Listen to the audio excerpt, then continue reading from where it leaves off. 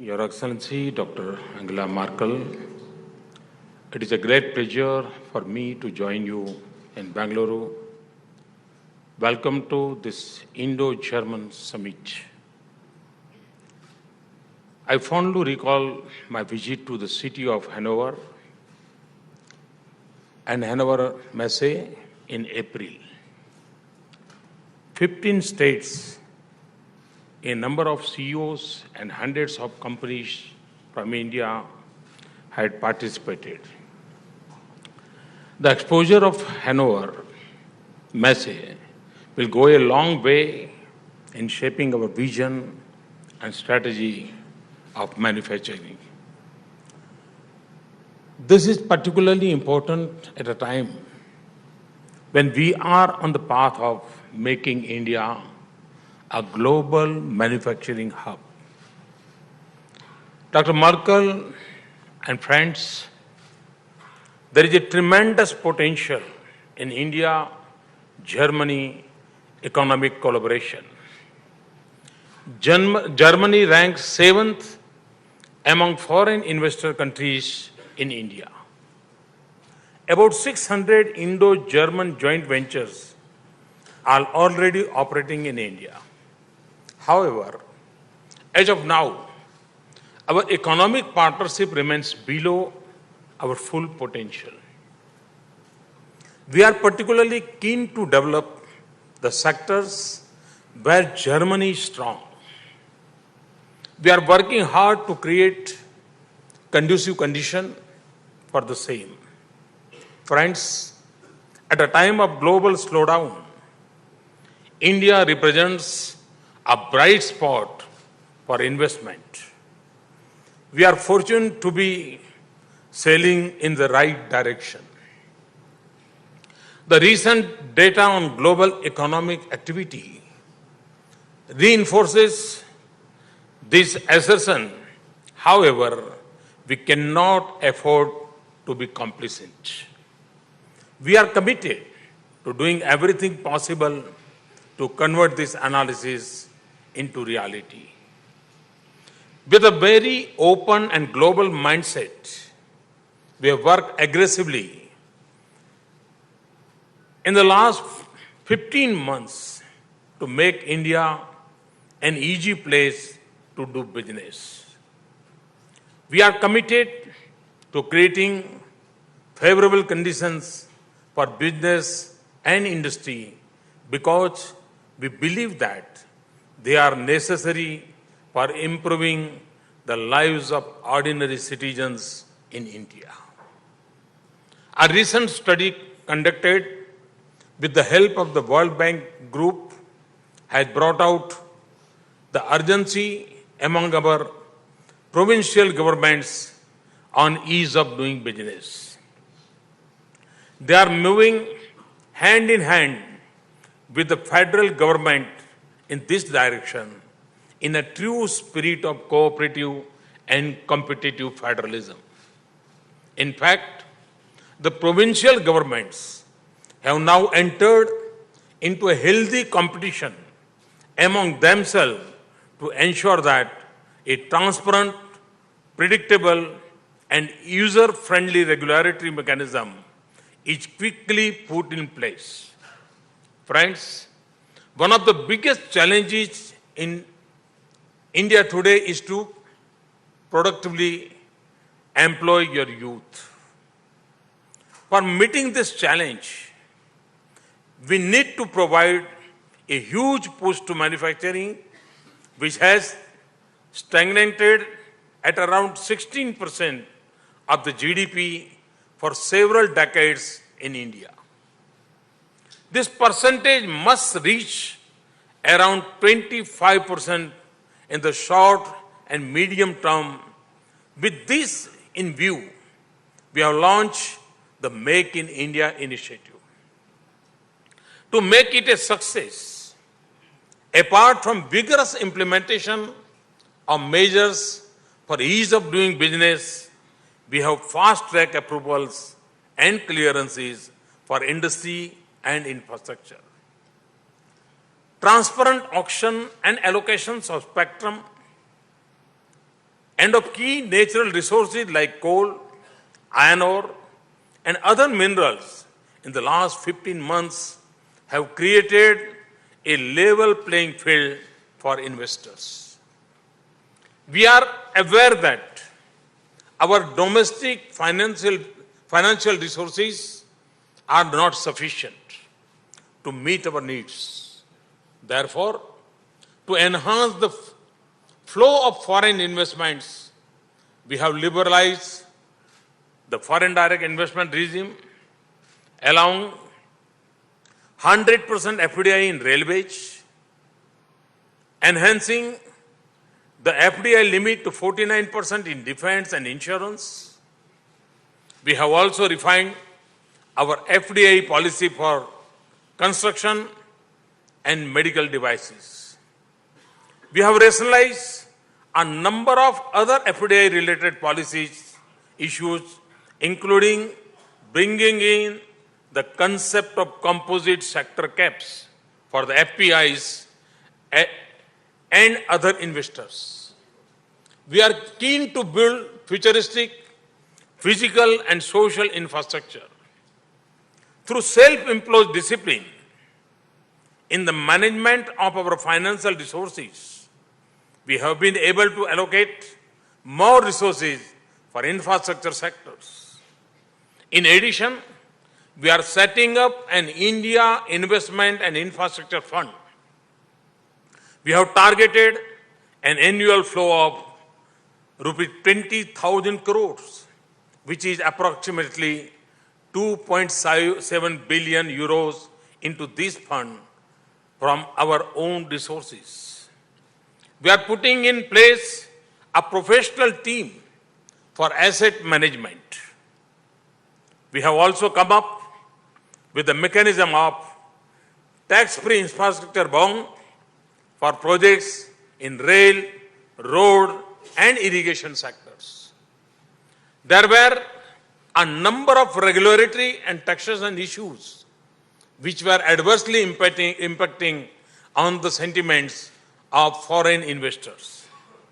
We have taken very decisive steps to remove a number of long-pending concerns of investors. To give you some examples, we have expedited regulatory clearances, including security and environmental clearances. Across the board, we have increased the validity period of industrial licenses. We have de-licensed a number of defense items and liberalized a number of restrictions like end-use certificate. We have increased the validity period of defense industrial licenses up to 18 years from 3 years. We have clearly articulated that we will not resort to retrospective taxation and reinforce this position by not going for imposition of minimum alternate tax on FPIs. We have notified the regulations for the alternative investment funds allowing foreign investments in such funds. We have rationalized the capital gain tax regime for real estate investment trusts.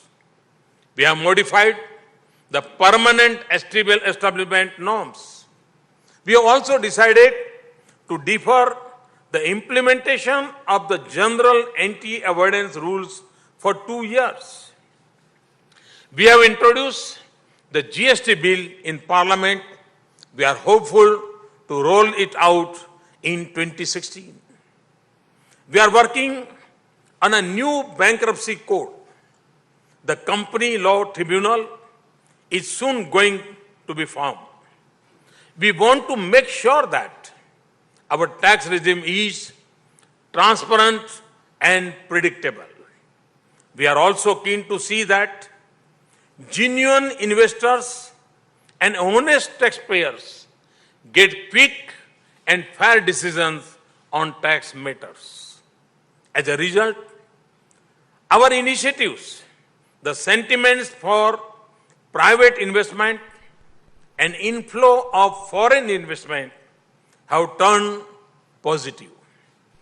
The growth rate of our GDP is above 7%. FDI inflows have gone up by 40% compared with previous year's corresponding period. Many international financial institutions, including the World Bank, IMF, OEC, and others, are predicting even faster growth in the coming years. Moody's has upgraded the rating of India as positive. India has improved its ranking of investment attractiveness against 15 so far. Now we are at 9th place. India has also jumped 16 places on the World Economic Forum's Global Competitive Index after 5 years of decline in the list.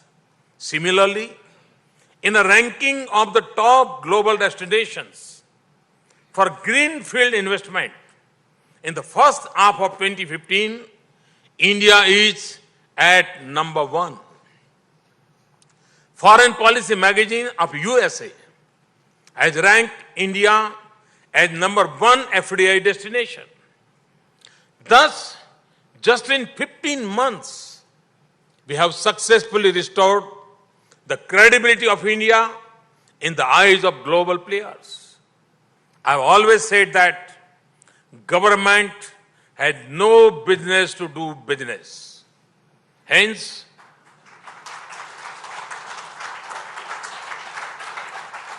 through PPP or otherwise, we are encouraging private investments in areas where earlier only government used to invest.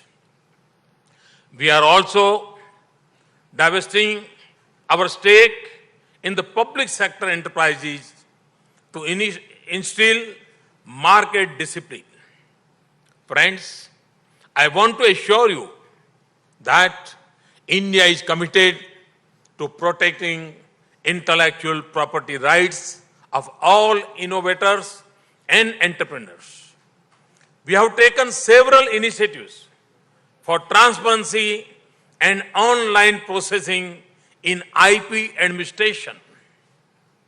A comprehensive national IPR policy is being finalized.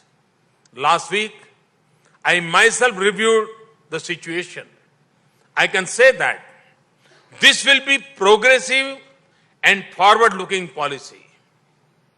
Friends, we want your active involvement in translating our dreams into reality. Our commitment and aggressiveness to achieve the goal in a faster and effective manner offers immense opportunities to German companies. These opportunities range from building 50 million houses to setting up 100 smart cities, modernization of our railway network and station, to setting up a new railway corridors, generation of 175 gigawatt of renewable energy, to construction of transmission and distribution networks, national highways, bridges, and metro rails. Such a huge potential for creation and production will not be available in any one country. More importantly, no one place on the earth can offer the potential for consumption on such a massive scale. We are trying to power this potential through our campaigns like Digital India and Skill India. To tap the energy fully, we have launched the Startup India campaign. I thank NASSCOM for becoming our active partner in this journey. Recently,